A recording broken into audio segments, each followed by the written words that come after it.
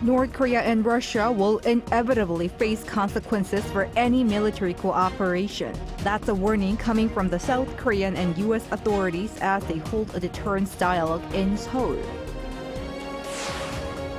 North Korean leader Kim Jong-un was shown around a high-tech fighter jet production line in the Russian Far East amid the regime's growing military alliance with Moscow.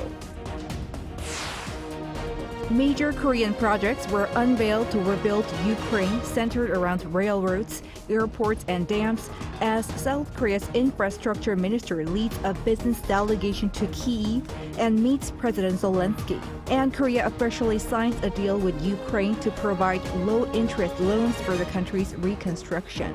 It's September 15, 2023. This is News Center. Good evening. Thank you for joining us. I'm Yoon Min. We start with deterrence talks between South Korea and the United States coming at a crucial time following the Rare Kim Putin summit. Defense and foreign affairs officials from the two countries, they sent a stern warning, saying North Korea and Russia will pay a price for any military cooperation. Our foreign affairs correspondent Bae Yoon-ji has more.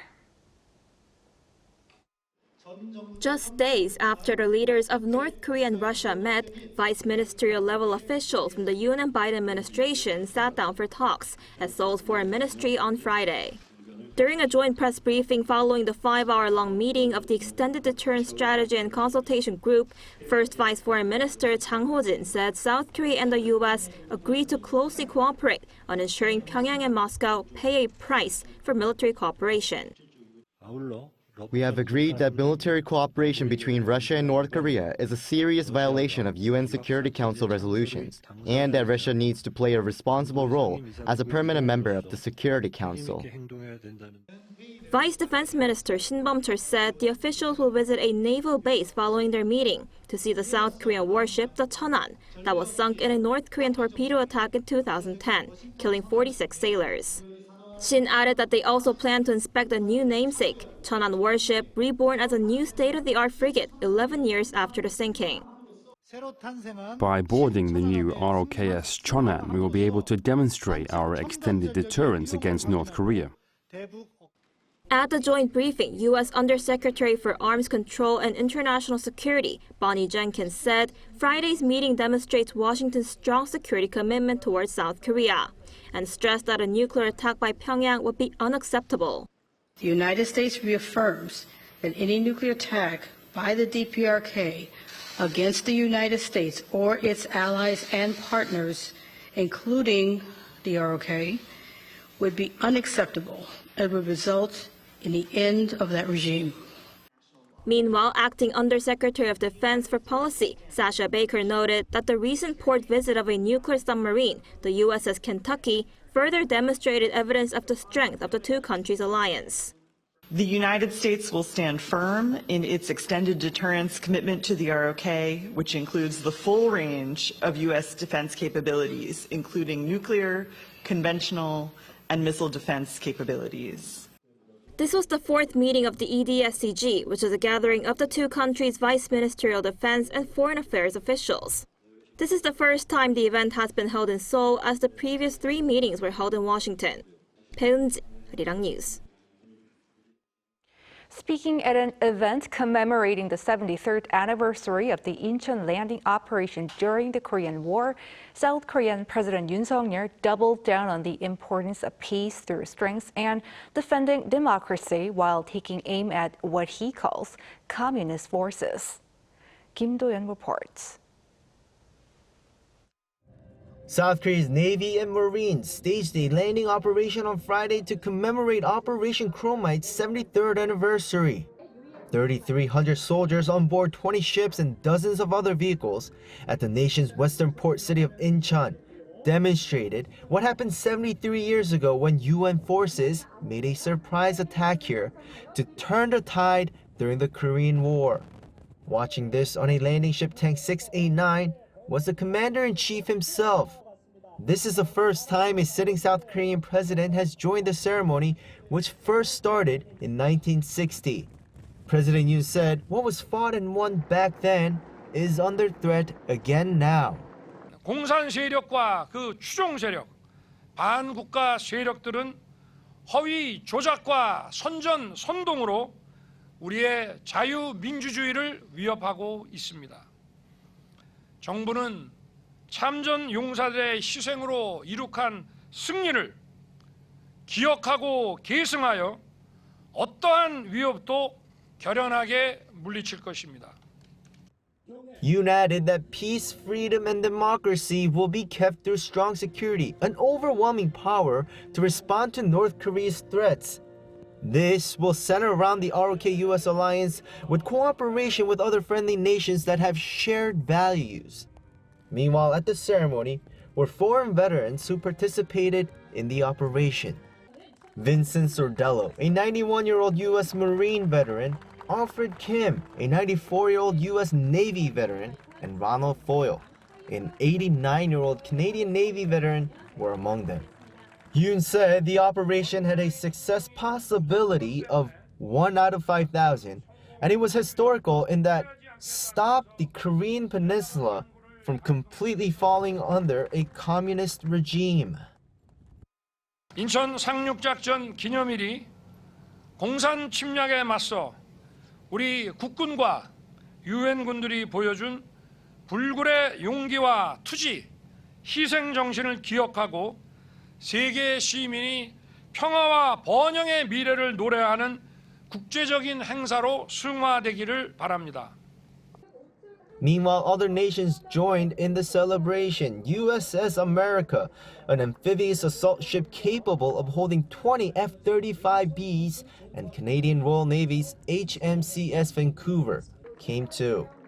On one of the ships, 1,300 civilians and model soldiers were invited to enjoy the replay of the operation. Kim Do-yeon, Arirang News. North Korean leader Kim Jong-un is reportedly on his way to Vladivostok after visiting a key Russian military site in Khabarovsk, likely signaling the regime's growing military alliance with Moscow. His rare international trip might be coming to an end, but he is likely to meet Putin again next time in North Korea. Chang Min-jung has this report. Kim Jong-un has reportedly wrapped up his visit to an aircraft production plant in Khabarovsk and is now headed to his next destination. Russia's news agency on Friday reported that Kim looked around the country's biggest aviation manufacturing plant and watched the final assembly process of the Sukhoi Su-35 and Su-57 multipurpose fighters and the new Sukhoi Superjet 100 passenger aircraft. He also observed a Su-35 test flight. He was accompanied by Russia's Minister of Industry and Trade, who hinted at the possibility of cooperating with North Korea in aircraft production. Kim appeared to have left the production plant at around 2:30 p.m. local time. His next stop is expected to be Vladivostok. He's anticipated to arrive there on Saturday at noon and meet with Russia's defense minister. He's also likely to tour the Pacific Fleet and Far Eastern Federal University before departing to North Korea late at night. But there is also speculation that Kim could stay for a few days longer than planned. Although his trip is coming to an end, Kim and Putin could possibly meet again soon, as the Kremlin on Thursday said that the Russian leader accepted Kim's invitation to visit the North with pleasure. South Korea's unification ministry sees the possibility as well. We believe there is a possibility that Putin will visit North Korea because there has been an official announcement from the Russian government. During the leaders' first summit in 2019, Kim had also invited Putin to North Korea, but an official announcement nor a visit was made by the Russian leader. However, as there was an official acceptance announced by the Kremlin, pundits say that it's more likely that Putin will visit this time around. Choi Min-dong, Arirang News.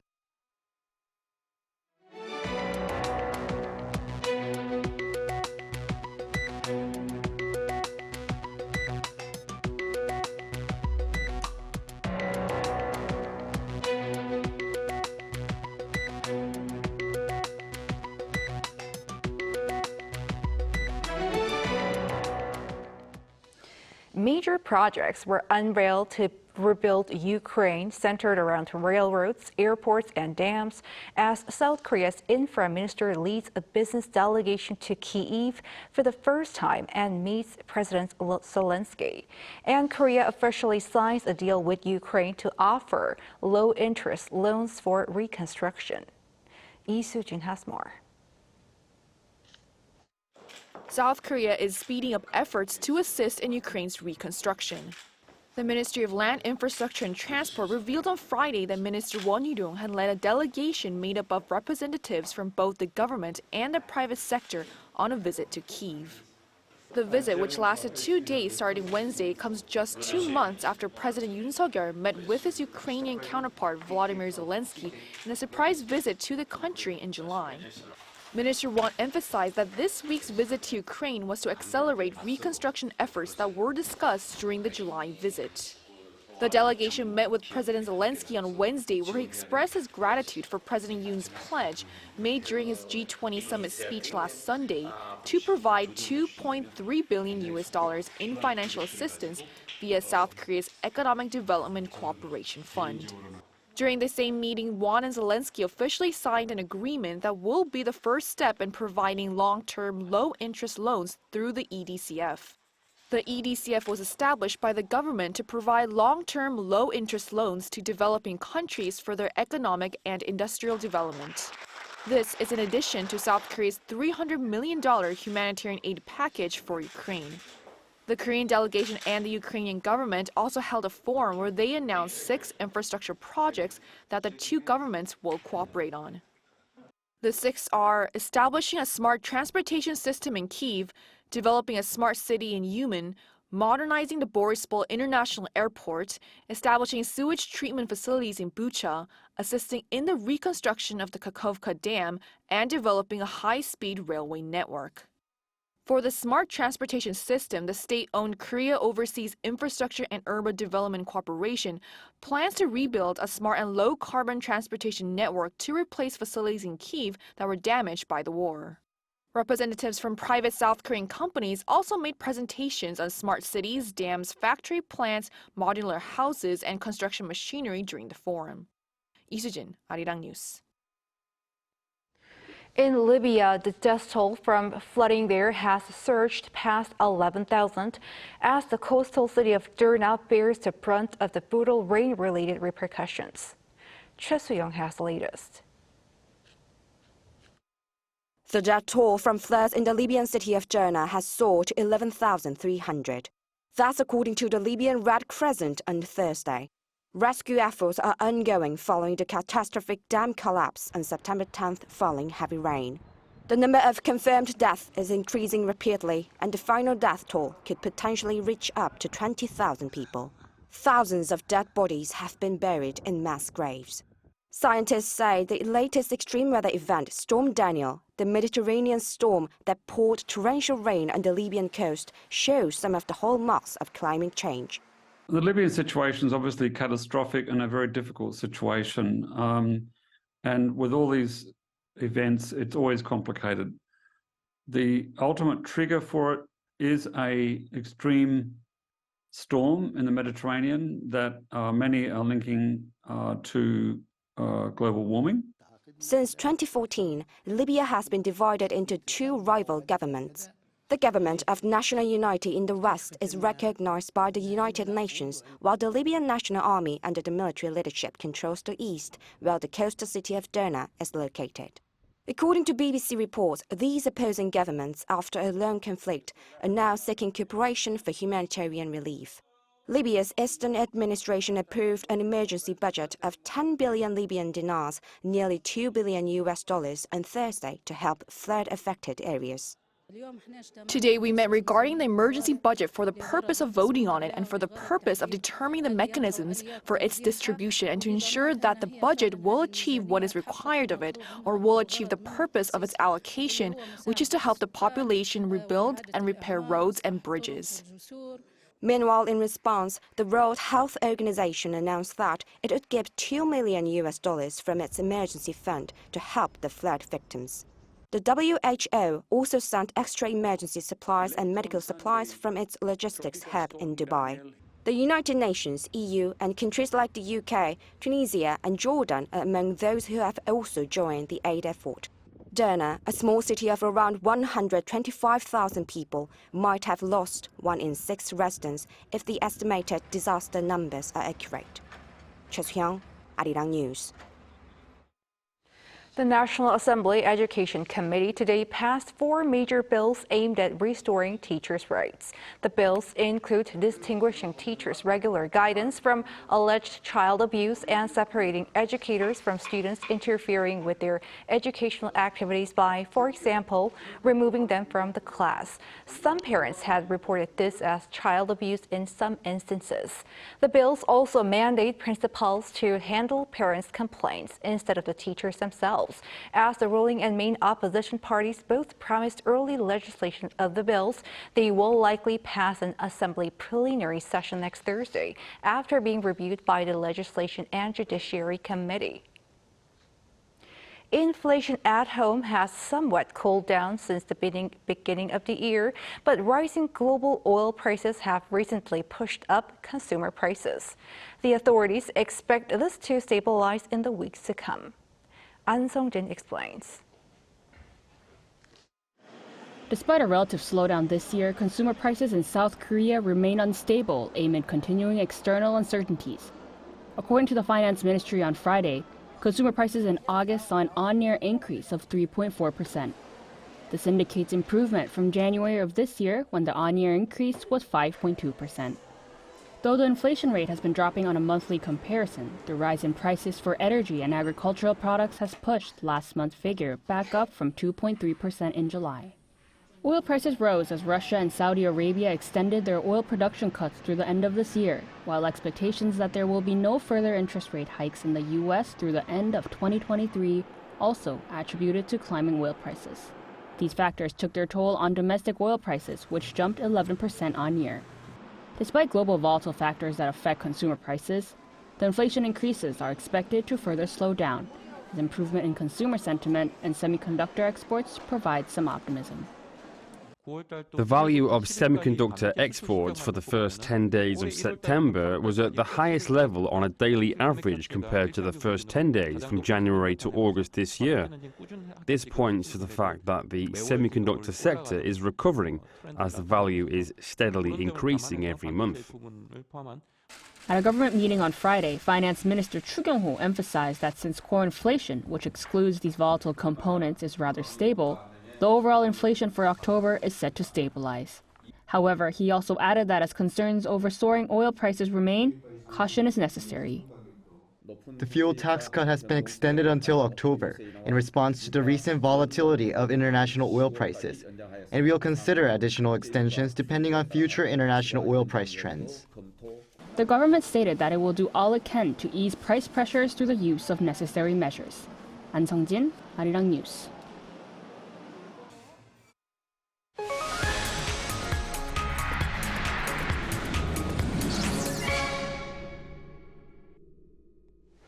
BTS member V has sold over 2.1 million copies of his first solo album Layover in the first week of its release. His agency Big Hit Music announced on Friday that V has become a double million seller and that this is the highest first week sales figure for a solo K-pop artist in history. He now holds the record of being the first artist to surpass 2 million sales as a solo artist and also as a member of a group. The solo records of BTS members are performing well, with Face by Jimin selling 1.45 million copies and Suga's D-Day selling 1.28 million. Time for our weekly arts and culture segment. That means we have our culture correspondent Song Yoo-jin joining us in the studio. Good to see you, Yoo-jin. Good to see you too, Jong-min. What do you have for us today? Well, Jong-min, a few weeks ago, I mentioned to you that there's a lot to look forward to through the remaining this year in terms of classical music. And excitingly, there happens to be one very big, highly anticipated concert that's going to start this weekend. So 2 classical music giants, conductor and cellist Chang and cellist Mischa Maisky, are performing together here in Korea Korea for the first time in over a decade. But what makes their performance even more special is their decades-long relationship. So today I had a chance to listen to their story. Let's first take a look. They say behind a successful student, there is a great teacher, like cellist Chang and Mischa Maisky. Chang serves as the artistic director and chief conductor of Norway's Trondheim Symphony Orchestra and Opera, while Maisky is the only person to have studied under both the legendary cellist Mstislav Rostropovich and Gregor Piatigorsky. He's also the second cellist ever to receive the most outstanding foreign musician title from the Academy of Santa Cecilia, one of the world's oldest music institutions. The two are performing together in Korea for the first time in 11 years.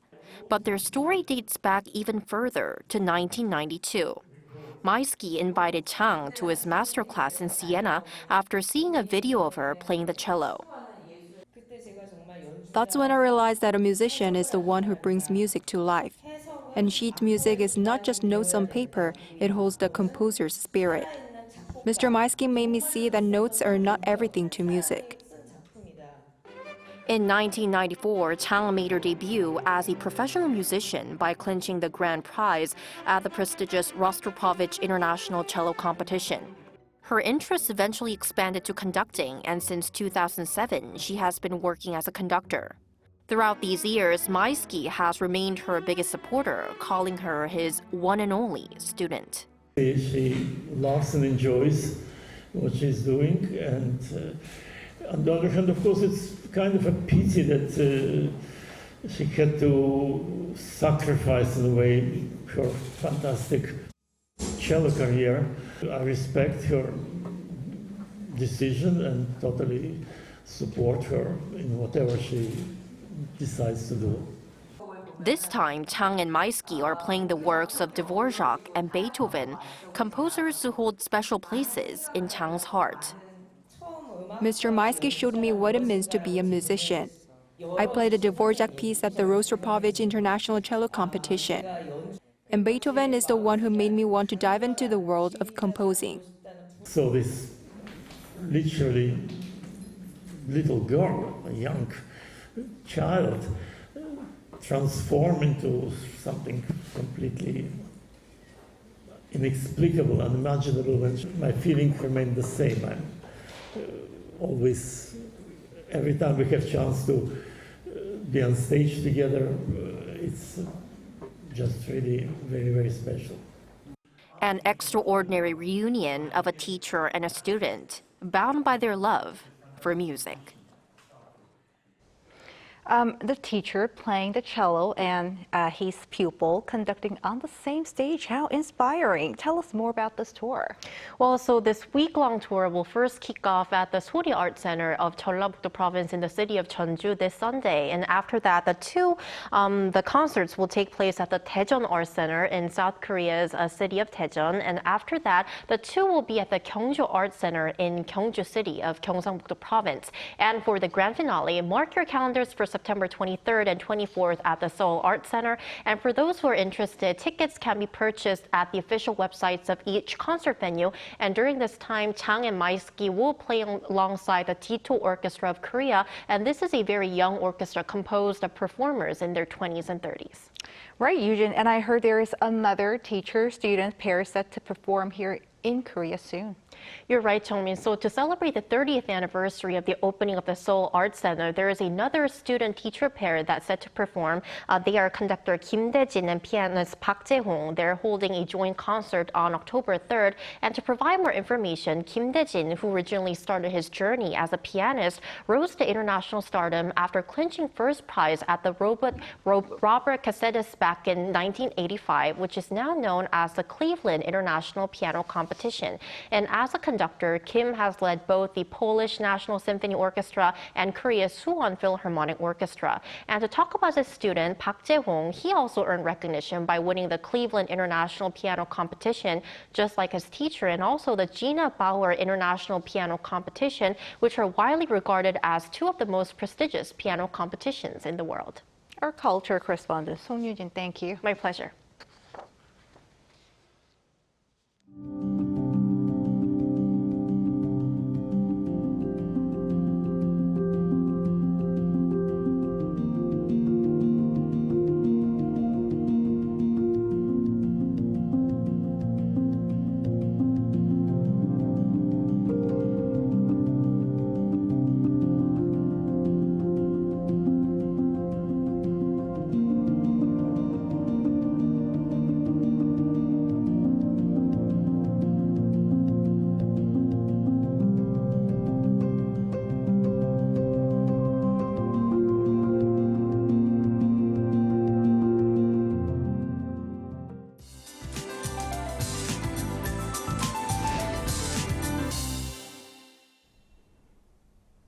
Spells of heavy rain will lash parts of South Korea this weekend. That includes here in Seoul. As for the temperatures, highs will be above the seasonal average at 26 to 27 degrees Celsius.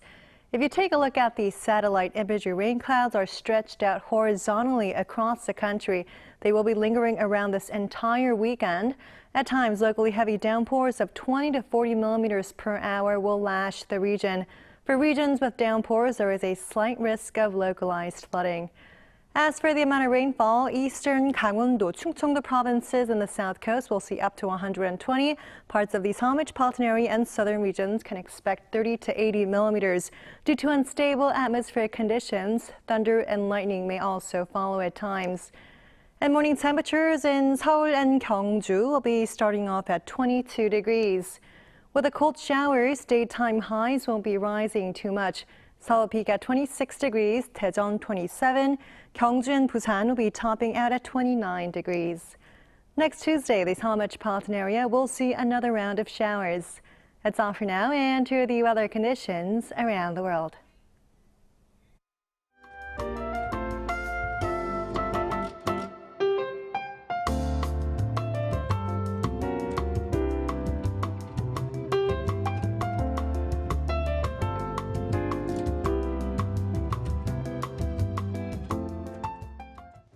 That is News Center for tonight. Thanks for watching. A panel session coming up.